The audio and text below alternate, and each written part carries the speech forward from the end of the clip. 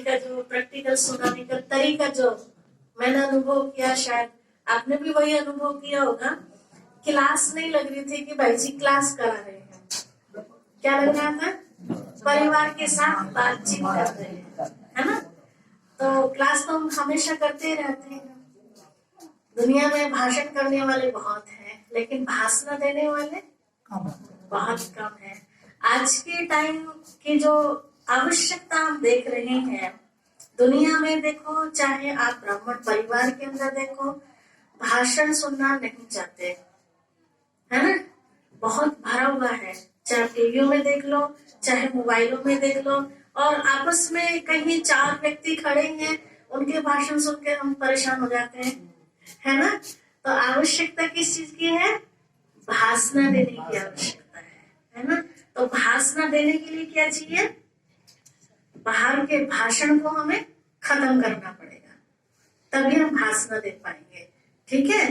तो भाषण देने का मतलब अनुभव कराना। तो अनुभव कब करा पाएंगे? जब मैं खुद आत्मा अनुभवी मूर्त बनूंगी, तब मैं किसी को अनुभव करा सकूंगी। तो अनुभव करने के लिए मुझे क्या करना पड़ेगा? पहले मुझे बाहरी रूप चेंज करना पड़ेगा, है ना। लोग कहते हैं कि अंदर जो होता है वो बाहर अपने आप ही हो जाता है, लेकिन ऐसा नहीं है। प्रैक्टिकल आप देखो, आज यहाँ सफेद चादर बिछ रही है, कल यहाँ लाल चादर बिछ रही थी, अभी थोड़ी देर के बाद फिर लाल चादर आपको दिखाई देगी। तो बाहरी रूप से चेंज में हमारी स्थिति पर फर्क पड़ता है या नहीं पड़ता है? क्या कहेंगे? पड़ता है ना। आप सफेद कपड़े पहने हैं, अभी थोड़ी देर के बाद कलर कपड़े पहने, तो स्थिति पर फर्क पड़ता है नहीं पड़ता है? तो पहला व्यक्ति को क्या दिखाई देता है? हमारा आंतरिक रूप दिखाई देता है या बाहरी रूप दिखाई देता है? पहले तो बाहरी रूप दिखाई देता है। तो पहले हमें क्या चेंज करना है?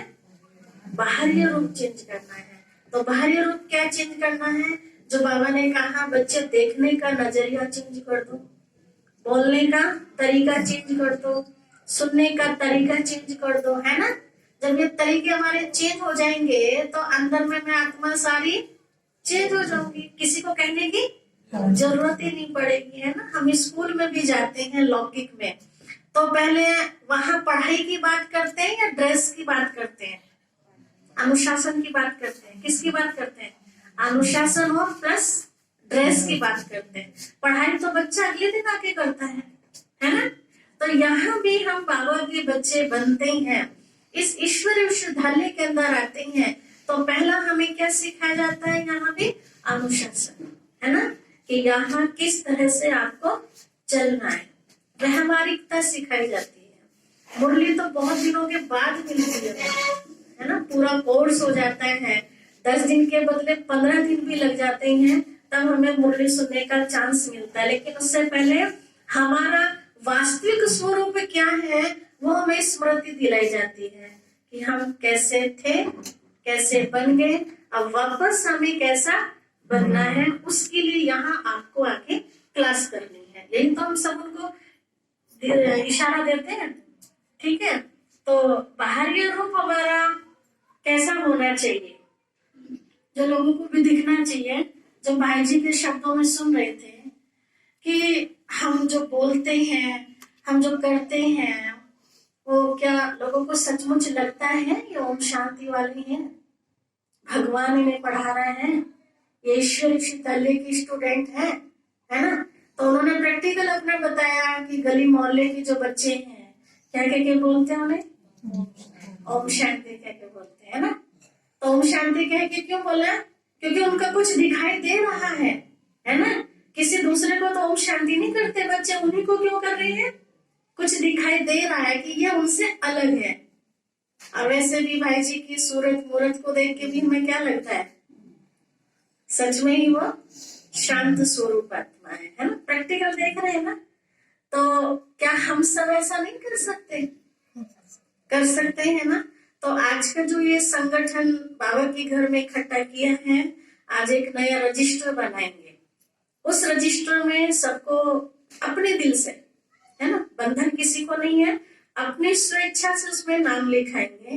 क्योंकि बाबा ने आज भी प्रत्यक्षता की बात कही है, हम जब से बाबा की मुरली सुन रहे हैं, हमें भी लगभग 32-33 वर्ष हो गए हैं बाबा के महावाक्य सुनते। आपको भी अपने अपने अनुभव से किसको कितना किसको, और इतने वर्षों के अंदर हम कितने बार ये शब्द हम बाबा का सुन चुके हैं कि बाप को प्रत्यक्ष करना है। किसके हाथ में? क्या बाबा खुद करेगा अपने आप को प्रत्यक्ष? बच्चे करेंगे। तो बच्चे कैसे करेंगे? भाषण कर करके? नहीं, कैसे करेंगे?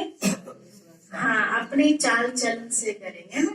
लौकिक में भी देखते हैं ना, कईयों का बच्चों का इस तरह से व्यवहार दिखता है कि उनका किसी को परिचय लेने की आवश्यकता नहीं पड़ती, अपने आप ही आइडिया लगाते हैं, लगता है ये फला का बच्चा है ना। उसके संस्कारों की एक्टिविटी को देख करके अपने आप ही पता चल जाता है।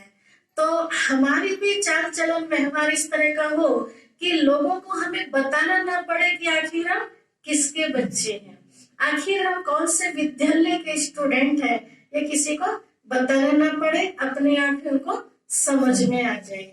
ठीक है, तो अभी मैं अनुरोध करूंगी, हमारे बीच में लोग कहते हैं, छोटी सी बात हम आपको सुना रहे हैं।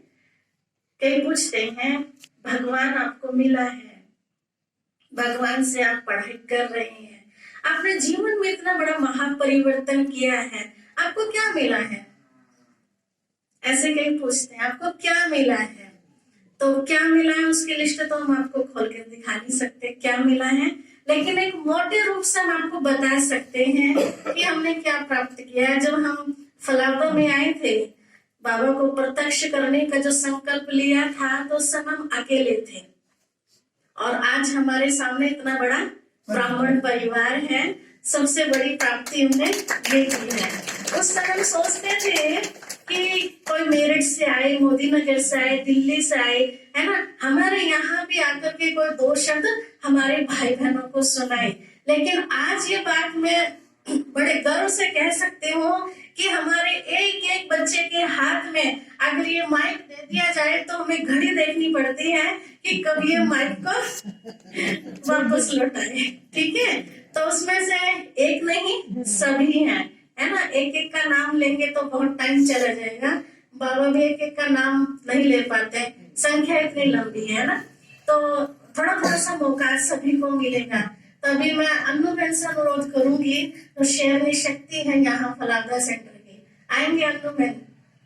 बाबा कहते हैं ऐसी ऐसी शेरनियां निकलेंगी कि लोग देखते रह जाएंगे। लोग कहते हैं स्त्री क्या जानती है ना। कलयुग की भाषा में लोग बोलते हैं कि स्त्री तो पैर की जूती है, नर्क का द्वार है ना। यही भगवान ने क्या कर दिया स्त्री को? स्वर्ग का द्वार। सब कुछ है तो किनके हाथ में? हमारी माताओं के हाथ में है, जो हम कन्याओं के हाथ में भी नहीं है, हमारी जगत माताओं के हाथ में बाबा ने वो पावर दी है ना। तो पावर आप सबके अंदर भी है। जो भाई जी के शब्दों में हमने बहुत सरल भाषा में सुना कि हमारे अंदर वो पावर है, लेकिन हम उसको इस्तेमाल नहीं करते हैं। कैसे? बीमार होंगे, है ना, सेंटर पे कोई प्रोग्राम होगा या मुरली सुनने वाली बात होगी, तो क्या कहते हैं, कहीं तबियत ज्यादा खराब ना हो जाए। सुन रहे थे ना उदाहरण भाई जी से, है ना, चलो आज घर में ही मुरली सुन लेते हैं। लेकिन कहीं इनकम वाली बात होगी तो जुकाम, तो क्या जुकाम का बाप भी होगा ना, तो भी चलेगा, क्योंकि इनकम हो रही है ना, प्राप्ति हो रही है कुछ। या घर में कोई मेहमान आ जाए, भले 4 दिन से झाड़ू नहीं लगी घर में, लेकिन झाड़ू के अलावा कुछ और भी हो जाएगा बारीकी से, है ना, भले बीमार है, तो उस समय कहांगी वो तबियत, तो क्योंकि उसको हमने महत्व नहीं दिया ना बाबा की मुरली को, इसीलिए वो चीज हमें खींच रही है। उस चीज को हमने महत्व दिया तो वो बीमारी भी हमारी भाग गई है ना। तो हम बाबा के एक एक शब्द को अगर महत्व देवे तो ये सब बहानेबाजी हमारी खत्म हो सकती है ना। ये किसके हाथ में? ये हमारे हाथ में है। ठीक है, तो आज सवेरे से मौन भी चल रहा था, कई बाबा के बच्चों ने मौन रखा है, और यहाँ सवेरे 2 बजे से 5 मिनट पहले ही बाबा के कमरे में कंटिन्यू योग चलता रहा। बीच में बाबा की मुरली सुनी है बस, और अभी हमने भाई जी के द्वारा बाबा की कुछ अनमोल शिक्षाएं प्राप्त की है। तो बाकी योग चलता रहा। योग मतलब प्रभु मिलन, जो लोग तरसते हैं कि भगवान से तो मरने के बाद मिलेंगे, लेकिन हम इस बात का दावा करते हैं कि अगर जीते जी मिलना है तो आप प्रजापिता ब्रह्मा कुमारी ईश्वर विश्वविद्यालय के अंदर आइए, तो हम आपको दिखाए कि भगवान सचमुच कैसे प्राप्त होता है। तो उसके लिए चाहिए हमें साइलेंस की शक्ति। तो बहुत अच्छा अनुभव है हमारे अन्नू बहन जी का, जो 40-40 दिन तक भी प्रैक्टिकल में मौन का अभ्यास करते हैं। ठीक है, और उनके साथ हम भी कई बार सहयोगी बन जाते हैं। ठीक है, हमारा भी अपने बहुत सारे अनुभव है, लेकिन आज हम मौन किसे कहते हैं वास्तव में, है ना, अन्नू बहन जी से कुछ शब्दों में सुनेंगे। और बाकी आप सभी तैयार रहिए, अपने अपने कुछ ऐसे विचार आज रखेंगे कि आज एक ऐसी कमाल करके हम सब दिखाएंगे जो आज तक नहीं हुई है। इसी प्लानिंग के लिए आज यहाँ बाबा के घर में ये ग्रुप इकट्ठा हुआ है। ठीक है, आदरणीय अन्नू बहन जी।